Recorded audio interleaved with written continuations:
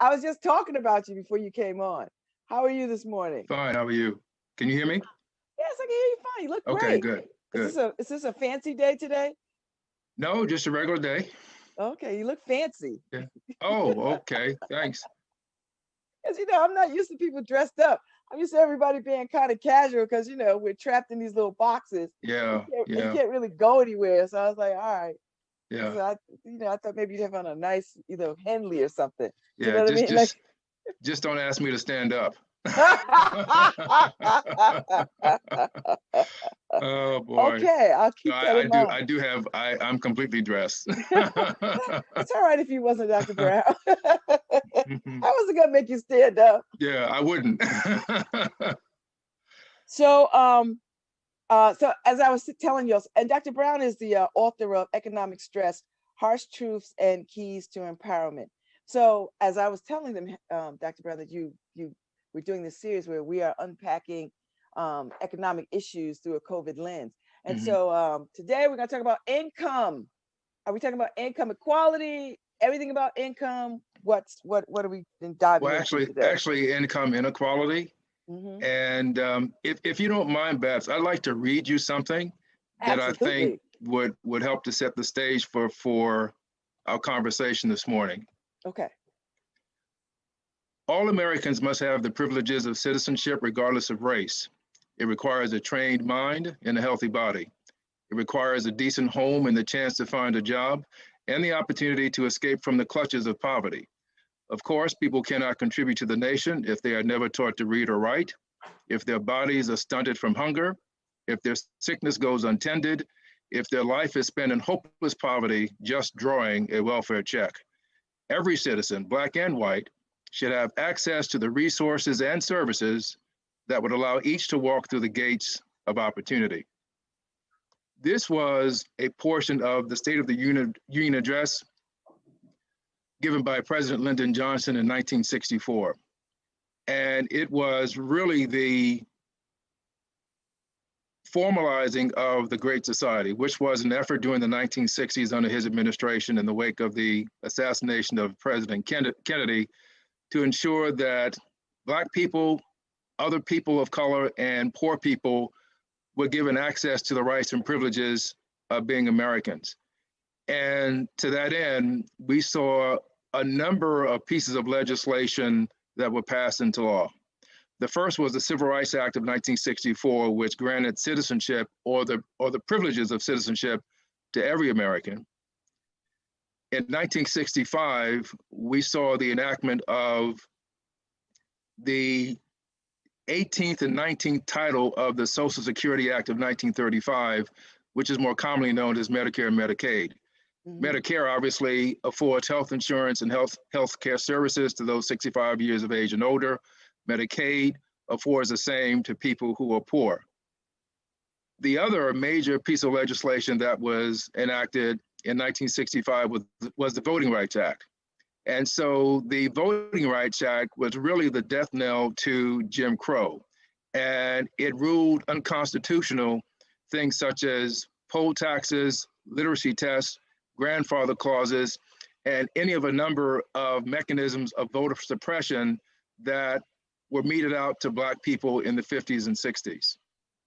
Ironically enough, as we come forward almost 6 decades later, the Supreme Court case of Shelby versus Holden of 2013 determined that significant portions of the Voting Rights Act, particularly Section 5, is no longer constitutional. And so what we've seen in that time is a resuscitation or reconstituting, if you will, of many of the voter suppression tactics.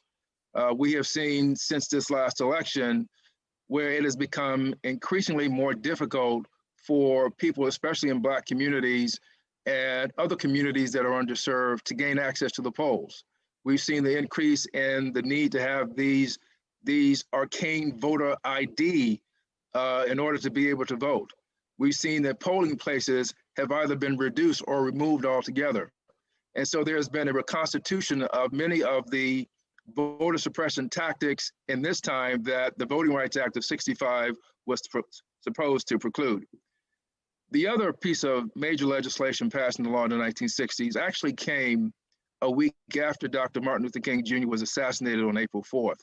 And on April 11th, the Congress and obviously the president signed into law the Fair Housing Act of 1968, which forbade practices such as redlining, where Black communities, low-income communities would literally be targeted and not be eligible to gain access to bank loans, be given access to renting places to live and the like. And so I wanted to begin the conversation by talking briefly about the significant pieces of legislation, because they all help to reshape, if you will, the ways in which people in cities, especially Black people, brown people, and poor people, were able to gain access to jobs that paid livable wages. But one of the things that we saw was that as we are experiencing this manufacturing boom in the wake of the Second World War, which ended in August 45, of course, we saw that there was this proliferation of manufacturing concerns around the country, and Connecticut happened to be one of those. In those times, the 50s and 60s, Connecticut was known for producing forged brass, hats, munitions, shipbuilding, aircraft.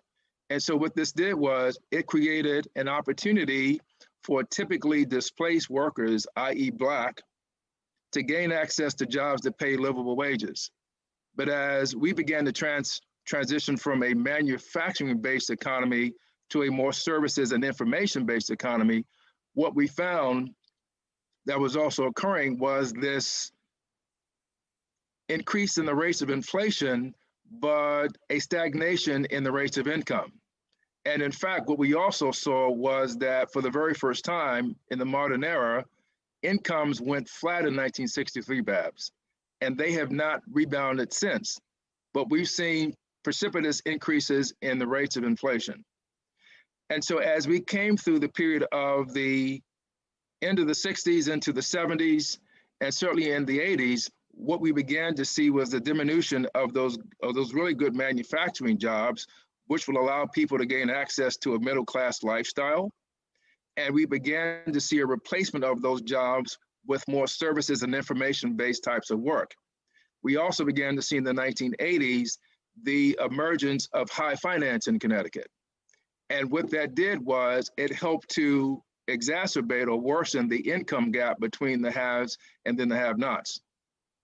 And so as a result of that, there have been a series of ripple effects that have occurred since the end of the 70s and 60s and 70s. The other thing is that the federal minimum wage has not been a friend to the average worker. It has not been a friend to disproportionate numbers of Black people, and it's certainly not been a friend to poor people. When we think about the minimum wage now, we find that in Connecticut, it's currently $12. It's due to increase to $13 on August 1st. But the federal minimum wage is still $7.25 an hour. No one could live off that. No. So when we speak about income pre-COVID, we're in situations where people were really struggling to survive and to make ends meet. At the time of the release of State of Urban Connecticut in April 2019, we found that in cities like Bridgeport, which happens to be the largest city in Connecticut, that city had a poverty rate of 22.1%. So that means then more than one out of every 5 people is living in poverty. Mm-hmm. This was pre-COVID. That rate has remained fairly constant. It's still around 22%. So we've heard a lot of talk in the news about the provision to the COVID-19 bill that the president wants to pass to include a $15 minimum wage. But what we know is that even at $15, Babz, people will certainly have a better quality of life, but many will still struggle.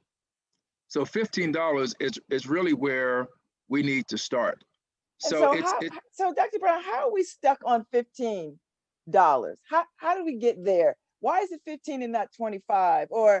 And why are we My sorority hosted a couple of years back, Delta Sigma Theta sorority hosted Conversations That Matter. And one of these conversations we had was about, we got some legislators together and we talked about in Connecticut, the minimum wage and how we are stuck on this minimum wage, and how rich people are, so rich people who have businesses are so anti minimum wage, and poor people are so desperately in need of more income.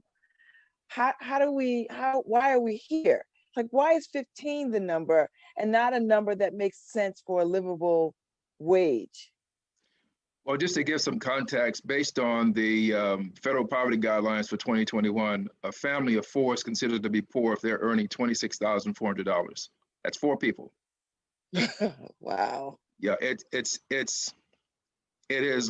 is out of step with the ways in which times have changed. And the federal poverty guidelines were actually produced by a woman by the name of Molly Orshansky, who worked for the Department of Agriculture going back to 1955.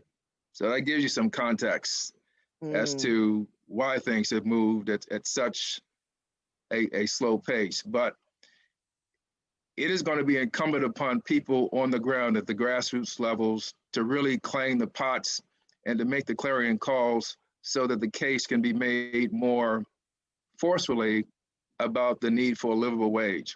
When we talked a few weeks ago about affordable housing in this state, I was talking about the section on affordable housing in state of urban Connecticut that really proposes not just a $15 an hour minimum wage, but a housing wage in this state really requires one to make about $25 an hour. Yeah. So because we have there's no rent here that you can comfortably pay on $15 an hour. No. And even before we talk about that $15 an hour, I want to give you another statistic. And again, this is pre-COVID. So this is data coming from the Federal Reserve System. And they found that in a study that they conducted, 46% of the respondents could not afford a $400 emergency unless they sold something or borrowed the money. Wow. So nearly half of the respondents of this survey could not afford a $400 emergency. Now, this is pre-COVID. Listen, I know what that's like. I've been in that situation. Yeah, too many of us have. Not like, years ago, like, recently, right? Like, yeah. I know what that's like to, unforeseen, if you need tires or your car breaks down, or, all those things can put you in a perilous situation.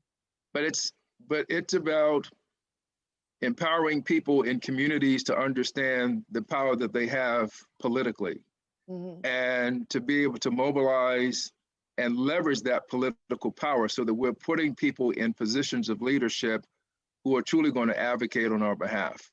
One of the things that happened just before the assassination of Dr. King was he had begun the Poor People's Campaign. Yes. When we look at the work of Bishop Barber, who has extended that movement in a 21st century configuration. These are the same issues, Babz, that we have been confronting for more than half a century. And as we see what is happening in the halls of Congress, it's very clear that there is a contingent of leadership that is not interested in the plight of Black Americans. It is not interested in the plight of other people from communities of color. It is not interested in the plight of poor people.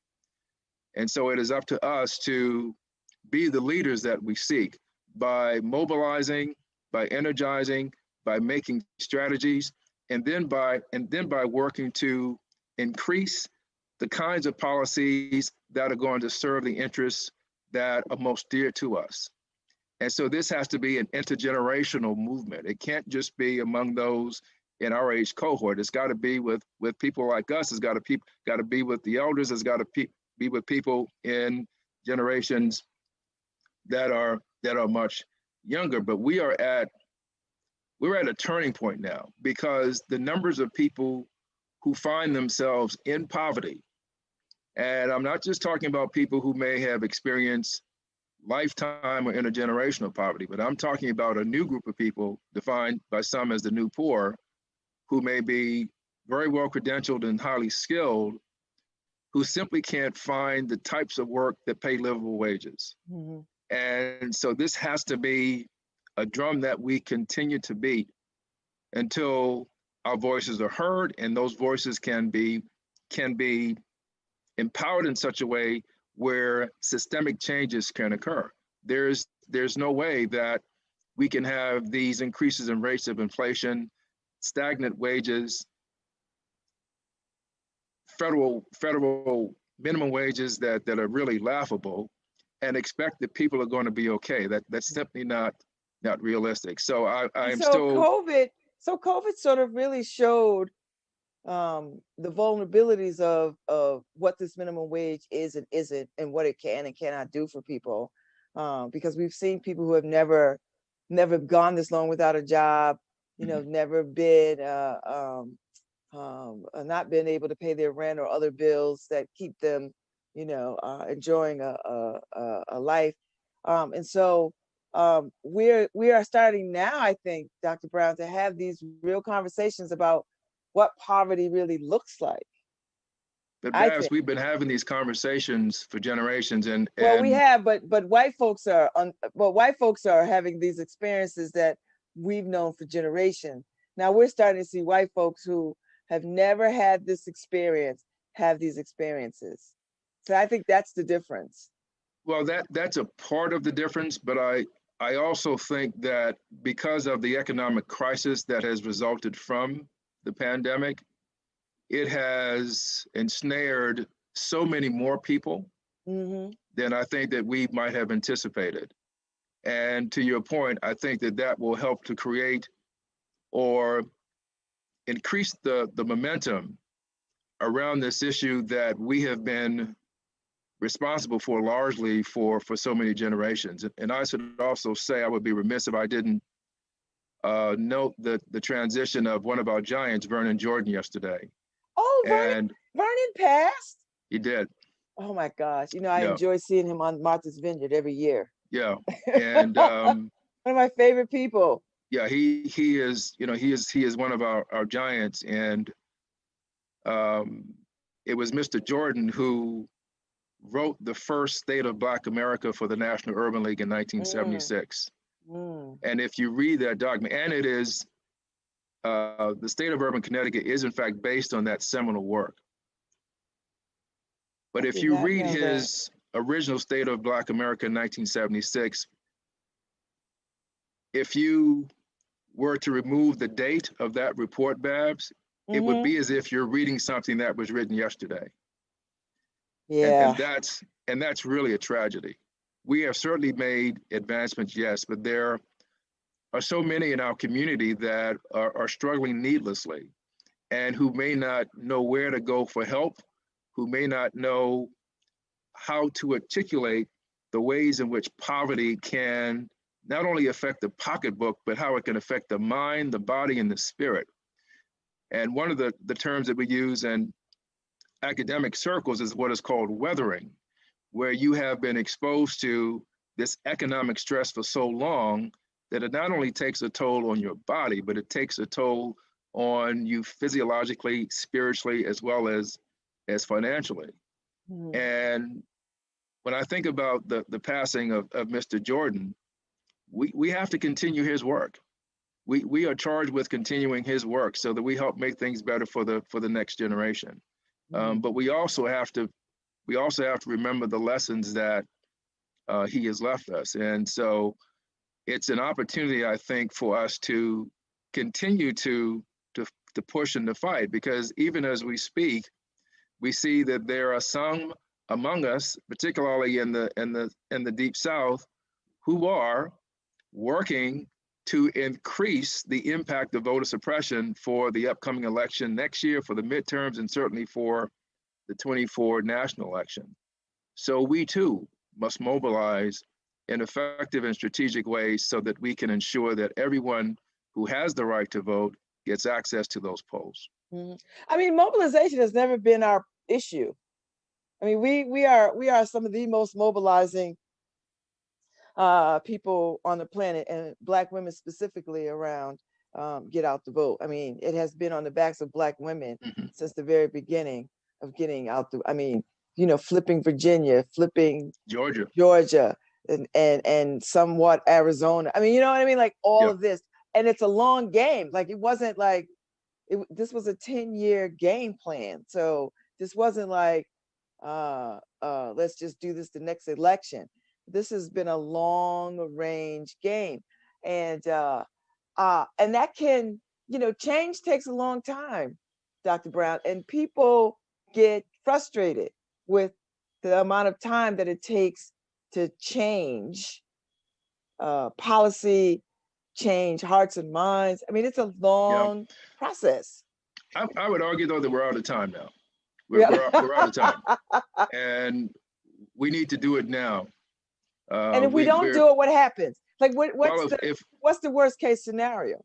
well, if we don't do it now, we will continue to see a nation that is not for us, but more against us. Mm-hmm. And I think that for many in the Black community, as diverse and heterogeneous as it is, we love this country. We always have loved this country, but it hasn't loved us back. And I would agree. now is the time to write that. Now is the time to address it. So as I said before, I'm very encouraged by what I'm seeing from some young people and their tenacity and their energy. And we need to mobilize that. We need to channel it. But we also need to ensure that we are working in as collaborative a fashion as possible.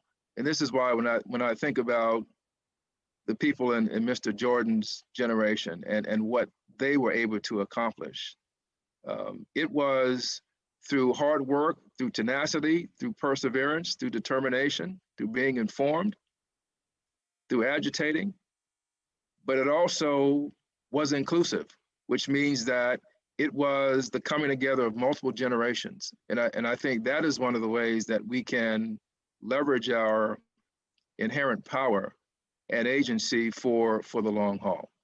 Because we're in a place now where in not too long a time, the United States of America will be composed primarily of people of color.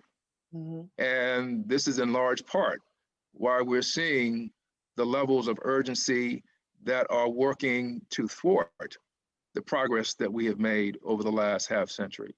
And I think that if we could get to a place of inclusiveness for all, to say that one group has something or is able to acquire something doesn't mean that another group has to suffer. Mm-hmm. And I think, again, we have always worked from this perspective of scarcity rather than abundance. And so now is the time to continue to do the work of the foremothers and forefathers, also the people in this time. When I see the numbers of young people across campuses, it's very encouraging, I think, to know that they are deeply committed to these efforts, and they are dialed in because let me tell you something: they're on the front lines, as you know, Babz, of this economic pain. Mm-hmm. We have told them what they need to do to get access to the so-called American dream. They've done that, and many of them have been slapped because of it. And so it isn't just the economic pain among older generations, it's the economic pain among younger generations. So we have a deep and moral obligation, I believe, to do all that we can while we can to ensure that this America is indeed a place of empowerment, freedom, safety, and the ability to live life to the fullest for all, rather than just a few. Okay. So how do we do that? What do we have to do? Well, I just talked about it. I mean, we've got to continue to mobilize different groups. We've got to, and we have to understand the issues. We have to understand the issues, and we have to be able to look down the road and around the corner. We can't just be in the present. Okay. And as an example of that, I look at some of the ways in which the cities have been revitalized, and I use the word revitalization as opposed to gentrification, because the underbelly of gentrification is economic and social dislocation. Mm-hmm. But if you look at the revitalization of cities, as we both know, Babz, that doesn't just happen. That is the result of years, decades even, of planning and effort. And as we are looking at issues that affect us today, we also have to look down the road to see what the issues are likely to be tomorrow. And in so doing, that affords us the ability to plan far more effectively and strategically. So And are I you think, feeling hopeful about this Biden-Harris administration? I mean, is that a step in the right direction? I mean, because we've got a pandemic, right? And which that is that takes over everything. Like everything is about getting these vaccinations, getting more vaccinations, getting them into the hardest, to the most neediest of communities. I mean, that is just a time-consuming process. And then you've got so many people who are out of work, right? And don't know if they're going to go back to work. So we have that to contend with. And people are unemployed and trying to get the unemployment to be extended yet again so that people don't fall deeper into economic abyss. So, well, keep in mind, the Biden administration has only existed for 6 weeks. For some reason, it yes. seems longer than that. I don't know why it seems longer, but it's only been 6 weeks. I think they're off to a fine start. And Okay. as I said before, they will have to make adjustments as they go. I mean, obviously, to have had the exclusion of the provision for the increase of the minimum wage to 15 was certainly something that they probably did not think would happen, but here we are. And I think that as there is a more thorough canvassing of the various departments via the cabinet members of the Biden administration to really do an assessment of where things are, that puts them in a better position to know how to deploy resources and personnel. But I think that there will need to be a series of frank conversations about how we not only vaccinate people, but also how we put people back to work in the midst of an economy that's shifted with the emergence of things like future of work and the gig economy, the mechanization and computerization of so many jobs that are being placed into obsolescence, unfortunately, and how we can resuscitate the economy for people who are working low wage jobs. As I said, disproportionately, Black, brown, and poor people hold those types of work. So it's important for us to be able to understand how we can ensure that they are the center of efforts underway to ensure that people can get access to jobs that pay livable wages. Okay. Okay. Okay. So, you mentioned, I didn't know that Bernard Jordan had passed. It's a little stunning to me because I'm such a Mm-hmm. fan of his. Um, um, so you said, I like what you said, that we should continue to we should do Vernon Jordan's work. Um, how do we do that? Who's at this table? If you could have people at this table, Dr. Brown, who would we start? Where would we start? Or have we started and now we must fan out? Well, I think we first have to identify what the goals and objectives are. That's the first thing. And once we've identified what those elements are, we can begin to fill in because there is a replete amount of human capital and talent around our tables. And once we have designated who those people are going to be, then we have to do the assignment of roles and responsibilities. Because what is going to be necessary is to have a set of deliverables that can actually be measurable. But that It's sounds like what the Black Lives Matter has said. This is what we want to do, right? Like, no, I think the difference is, I think there's a lot to be said for having bricks and mortar, if you will, and I'm speaking somewhat metaphorically, but what I mean is that there has to be a nerve center, if you will. You might liken it to a think tank where you have a cadre of professionals, you may have lay persons, you may have policymakers who are all working out of this nerve center to ensure that the goals, the objectives of a particular entity are being met. And then also have the data to back up what is done so that there is evidence behind what you are trying to produce. And I So, think that, Dr. Brown, if we have, I mean, we have Urban League, we have NAACP, we have all the sororities and fraternities, we have, I mean, you know, we're not without our own think tanks. We have that.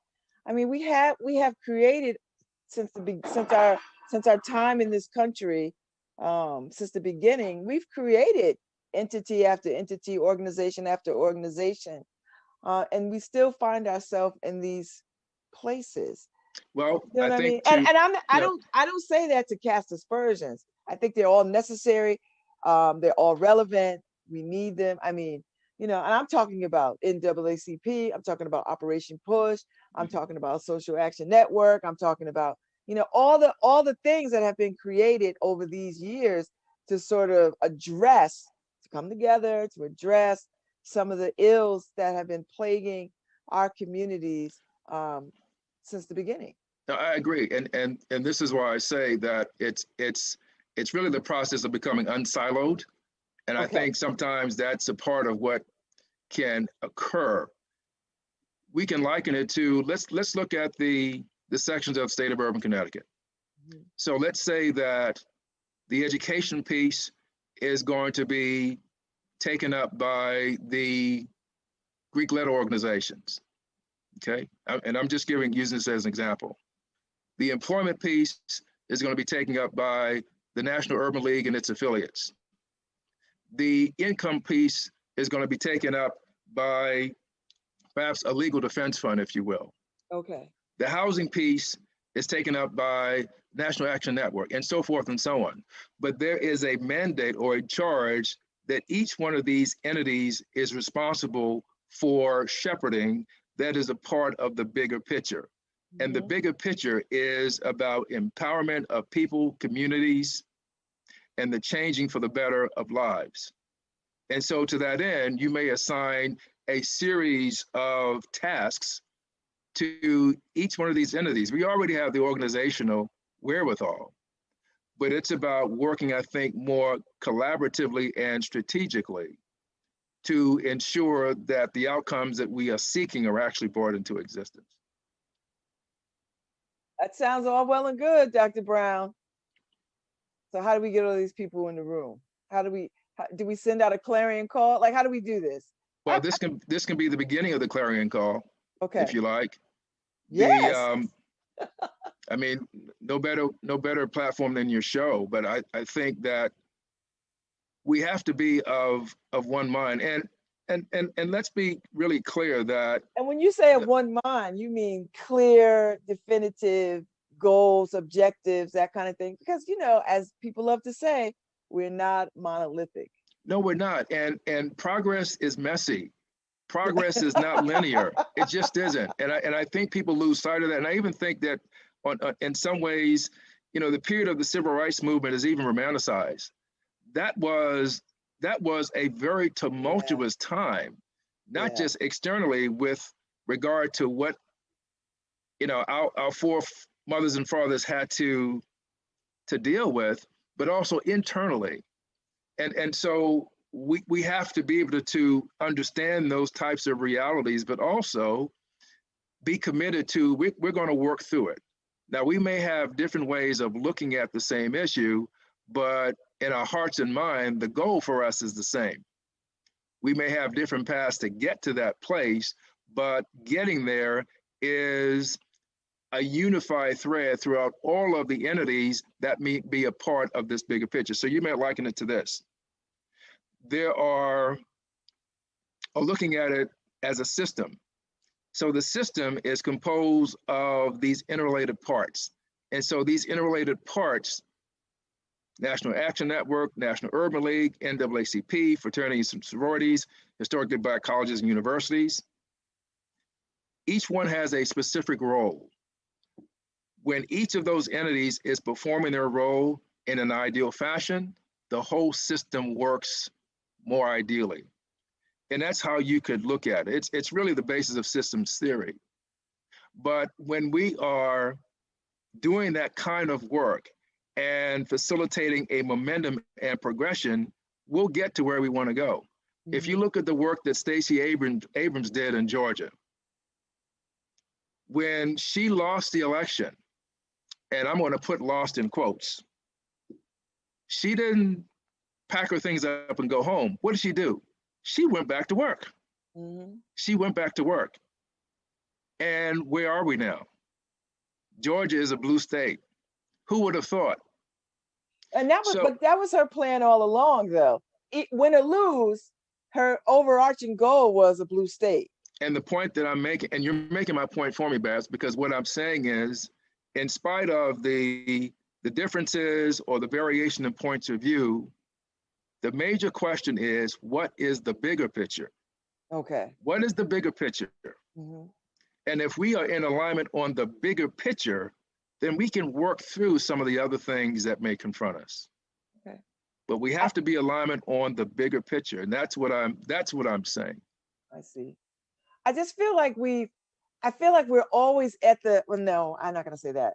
I feel like sometimes we find ourselves in this space of again, having these conversations about what we must do. And we have documents and whole pieces and white papers and dissertations on what must be done. And I think we moved the ball down the field, but then something throws us back a few yards. Do you know what I mean? Like, this pandemic is huge and it's catastrophic on a lot of levels. I think people are working in concert. I think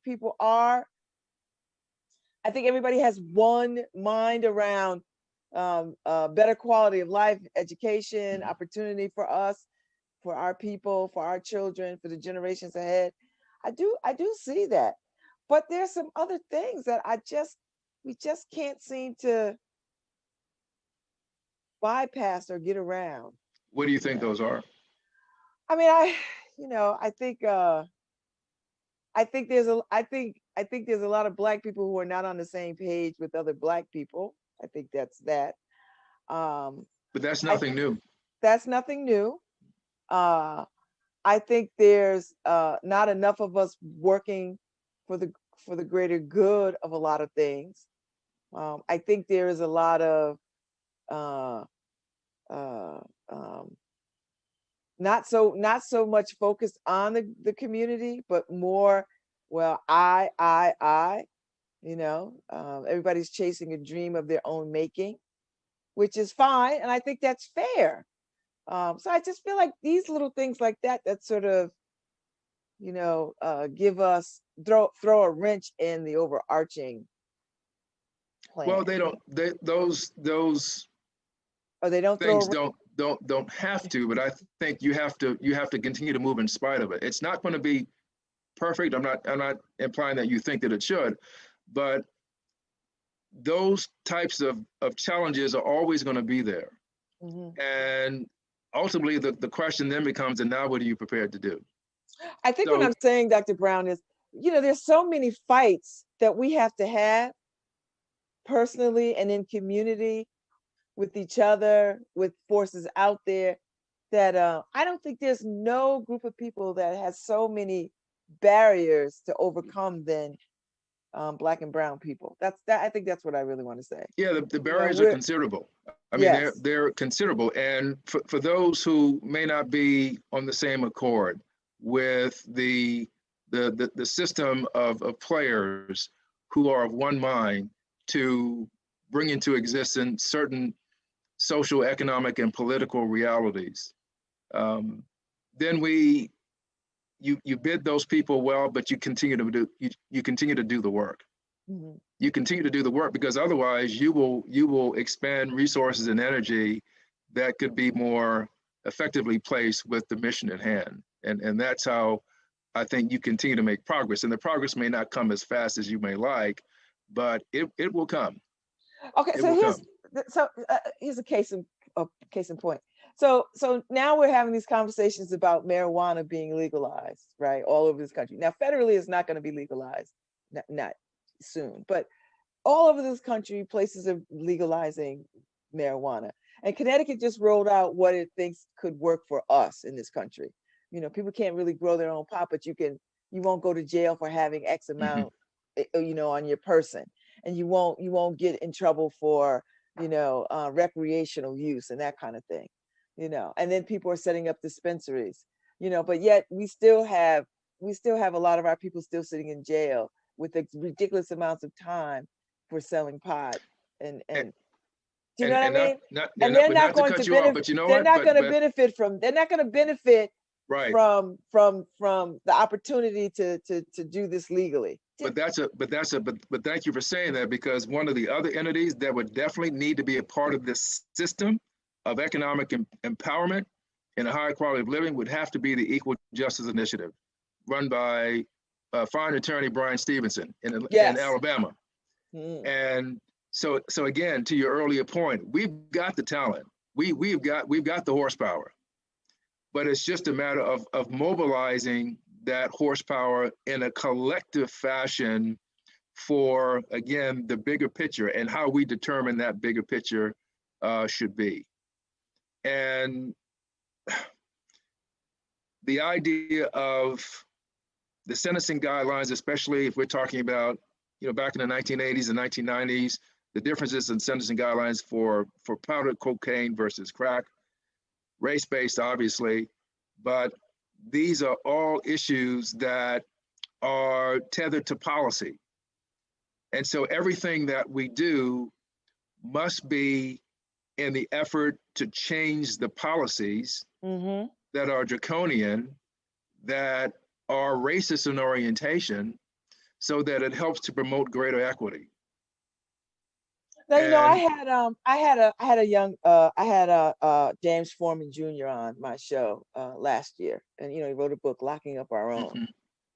And his father was instrumental in the Black Power movement, and he wrote this wonderful book about locking up our own, and how unwittingly Black people were duplicitous in locking up our folks.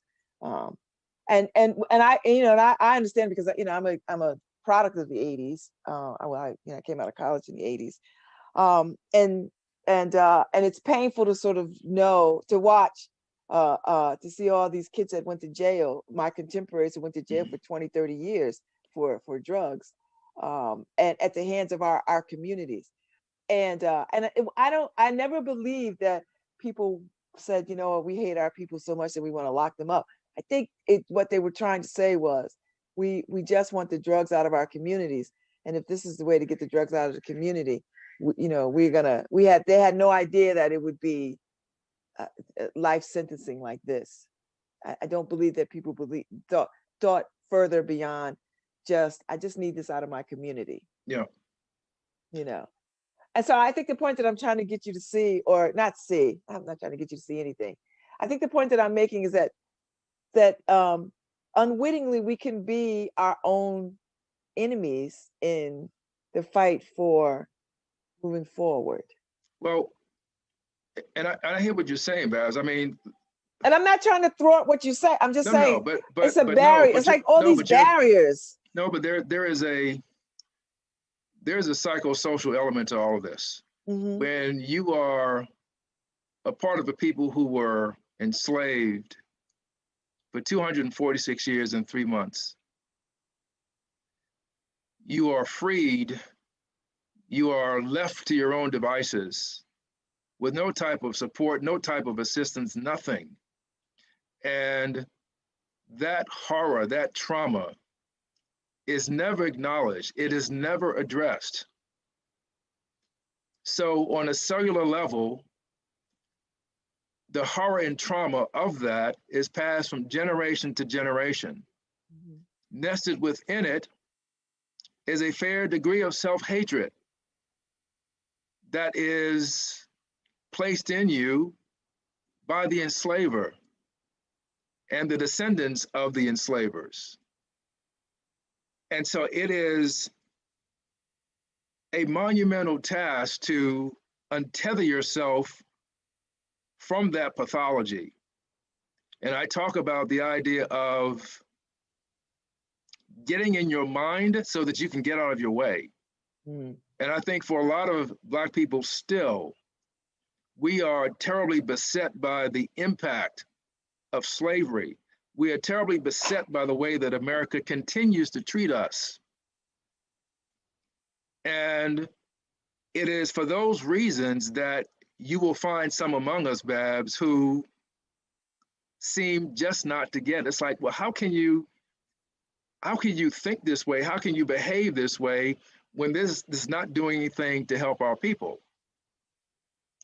And so the question that you raise in some ways is rhetorical, because how could any group of people be exposed to what has been visited upon our ancestors and us and not be terribly impacted by it? Mm. To be told that we need to get over it, to be told that, well, that happened a long time ago, it wasn't me, and to be left with the damage, to be left with the not knowing who you may really be all of your life, that exacts a toll on even people who were the first to walk on the face of the earth. It exacts a toll. So we have to be mindful of that. And I'm not making excuses, but I am offering an explanation as to why we see instances of what you have just described. We're going to take a call. There we go. Call letters. And you're listening to WNHHLP 103.5 FM, streaming live at newhavenindependent.org. And that's where I was trying to get us to, because I think we don't do enough talking about how to free ourselves from the mental slavery. Mm-hmm. Like, I think that's for me, Dr. Brown, that is the biggest barrier. Everything else we can get around fast. Okay. But I think this mental slavery, and I think I'd like to set this up because our time is coming to an end, but I'd like us to have this conversation, if you will. I mean, it's up to you what we want to talk about next. But I think for me, that is the larger barrier for our freedom and liberation moving forward. The mental slavery that is in us, that is genetically coded into our DNA, of this sense of self-worth. And I hate to use the word hatred, but hatred. But it is. It is. So it is. Let's add another component to the system. We can add medical sociologists. We can also add the Association of Black Psychologists. How about that? Yes. You see what I'm saying? So we've got the material to work with. We've got that. Yeah. But I remind you of what the folk in our community who were living at the end of the 19th century into the 20th century had to endure. Mm-hmm. When thinking about some of our giants from the past who were confronted with the overt forms of vicious racism, who were able to endure. The thing we must keep in mind, Babz, is that we come from great stuff. And this is why knowing our history before we were brought to these shores is so important. We have to know our history, because without being tethered to our history, we continue to remain vulnerable to some of the ways that history can be reinterpreted. And this is something I'm especially saying to some of your younger viewers, that you have to know your history. The history of Black people didn't start when we were enslaved in this country. It didn't. We invented civilization. We invented language. We invented science. We invented mathematics. Do I need to continue? No. So we need to use that as a way of ensuring that we remain right side up rather than upside down. Okay, I'm with you on that. I think that's a very critical, as I said, for me, that is a very critical piece. As I walk about this country and listen to people and see things and watch things, that's very critical and painful, very painful. Yep. To bear witness to that sort of self-hatred. Yes, and it does need our attention too. So yeah, but we have each day a new opportunity to make things better than they were before. Yes. And that's doing what you can, where you can. It matters. It and it does. adds up. It does. Thank you, Dr. Brown. Always a Well, good conversation. yeah, yeah. So I hope that you feel a bit more inspired. I always feel this is why I enjoy talking to you. I believe me, I am a ridiculously romantic optimist. So I have great faith, you know, Hmm. but I of late, because of this pandemic, I It's have been been tough. it has been very tough and painful. And it has pushed my faith to the wall, Yep. you know. And it's done that to a lot of people. You Yeah. are not alone on that one. Yeah. Yeah. So Yeah. it's been a tough one. So and I know we are people that will prevail. I have every faith in that. It's just the time in which we will prevail is daunting. So Yeah. These are serious times. One of my outlets is listening to music from the 70s. yeah. I mean that's Like a little that. Curtis Mayfield. Well, yeah, that does it for me. I was listening to Earth, Wind and Fire actually, Oh, and that is my favorite group of all time. yeah, and I was listening to George Benson's Unchained Melody. I don't know if you've heard it, Oh but yes. it's one of the most beautiful songs I think ever made. So Mhm. that helps me because there are times when it just hits you, and Oh, it I can come know. out of the blue. It's like, wow, where did that come from? And it's like, wow, it's an accumulation of the bombardment of living day to day to day, and you see what's happening, and you're almost dumbfounded by it. But Yes, you have to remember, you have to remember who you are and then whose you are. I think I like that. that goes a long way. Yeah. But before the pandemic, when we were doing the show out of studio, I had a virtual DJ so I could play music in between, talking to Hmm. people, or I could spend my whole hour playing music and just pontificating off whatever I want to talk about.